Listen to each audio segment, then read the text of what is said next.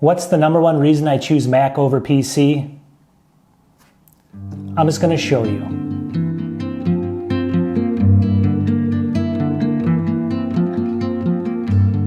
Alright, so in this video, I'm going to show you something, and you got to sit through the whole thing. Just stay with me for a second. I'm going to show you the number one reason I choose a Mac over a PC. And I'm going to show you visually. It's like 3 or 4 minutes, and then at the end I'll wrap it up. You can skip all the timeline if you want to find out.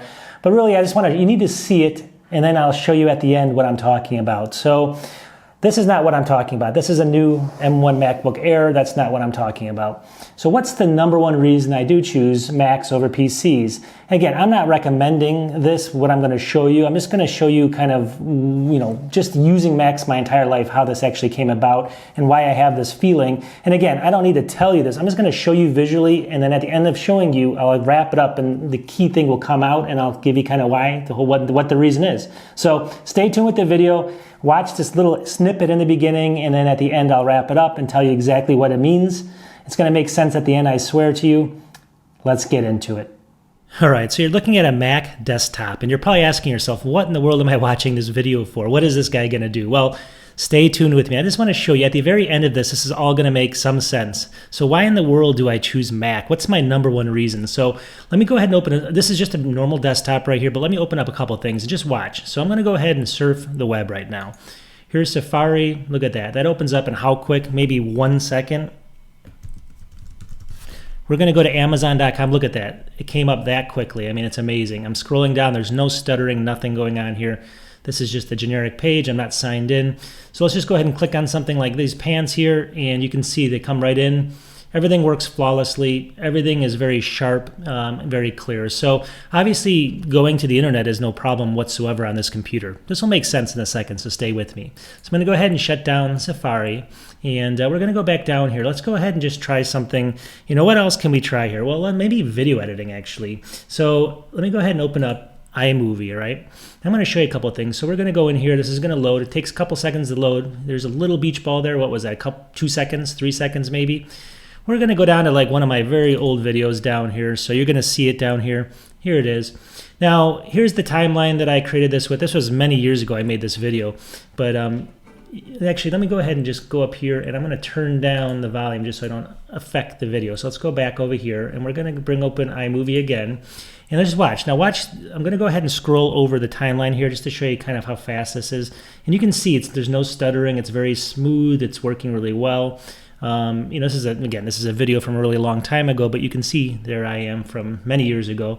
But you can see as I kind of go over the timeline, there's no stuttering. It doesn't stop. It works very well. This is 1080p high. So just remember that 1080p high. Very, very flawless. There's nothing, you can easily edit video on this. So let's keep going. So we're going to go ahead and go to iMovie. We're going to quit iMovie. Just a couple more things, that I'm going to wrap this up and tell you exactly why I'm showing you all this. So the next thing here is, let's just say we want to go into Pages. I'm going to click on it down here. It's going to take 2 seconds, not even a beach ball there, right? And then we're going to go into a paper here. I'm going to double click on this. It takes a couple seconds, launches just fine. I can go in here and edit anything I want to my heart's content, just like I can on any new computer. And let me go ahead and just, obviously I'm not going to do anything, but you can see everything's very responsive. I'm not going to get into all making a whole report, but everything loads ultra fast. That's my main goal. So we're going to go ahead and quit Pages here. Let's say we want to go into Keynote down here. So I do a lot of Keynote editing. I'm going to click on it 1, 2, 3 hops. Keynote usually takes a little bit longer. I mean, how long was that? 3 seconds maybe.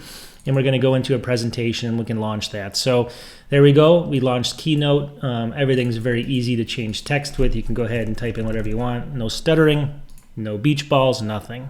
All right.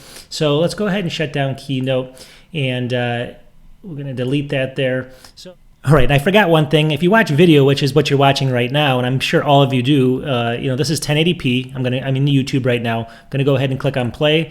And you can see the quality on this screen. You can see there's no stuttering. It doesn't have to buffer. I mean, obviously that has to do with your internet some, but I'm just showing you that this can play this perfectly fine, perfectly clear, great video.